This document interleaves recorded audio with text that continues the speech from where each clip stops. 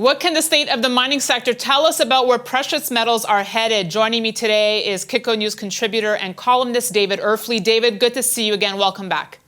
Great to see you too, Danielle. Always great to talk to you.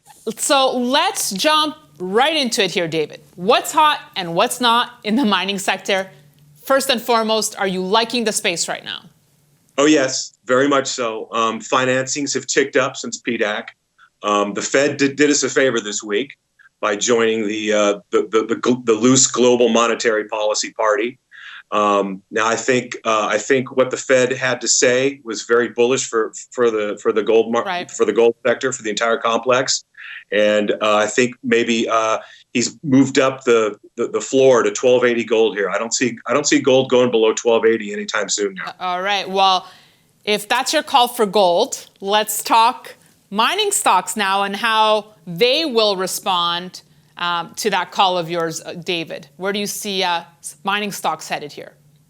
Well, I think as long as the gold price stays above that level, I think the best juniors, the quality juniors, are going to continue to bifurcate from the sector, and the small cap growth-oriented producers, especially. I really like that subsector.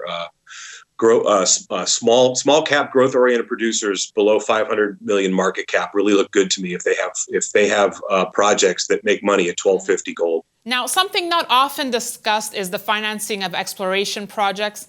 When capital is hard to come by, exploration activity obviously slows down. So do you think the new dovish stance the Fed has taken can help miners with cheaper capital, or does it not make a difference? I think the gold price makes the most difference. As long as the gold price stays in that area that I mentioned, and you're looking at projects that have you're looking at companies that have really strong, serially successful management teams that have access to capital. They're doing really well right now. When I was at PDAC, it was like a tale of two markets. The companies that have these really good management teams, they have great projects, they have access to capital. They weren't sweating it. It's the companies that the smaller companies that really don't have the access to capital and that need money. They're having problems. All right. So what needs to happen before more reserves are found, David?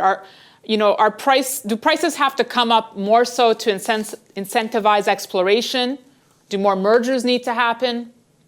Well, I think more mergers are going to happen, and now that Newmont and Barrick have made nice and they've made a deal on their Nevada projects, they're going to be divesting some things. So I think you're going to see a couple more mid tiers come out of the space, and I think the large higher margin deposits controlled by juniors will become attractive.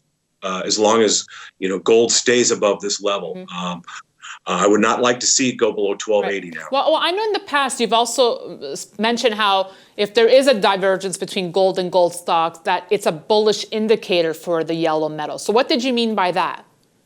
Well, that's happening right now. If you take a look at the GDX and the gold ratio, the gold stocks are positively diverting from gold.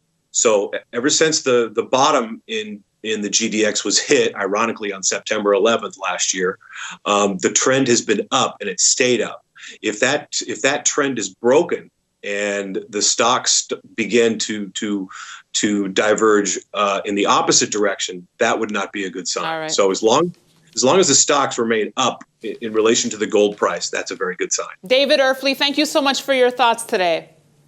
My pleasure. And thanks for watching. We'll be back on Kitco News tomorrow.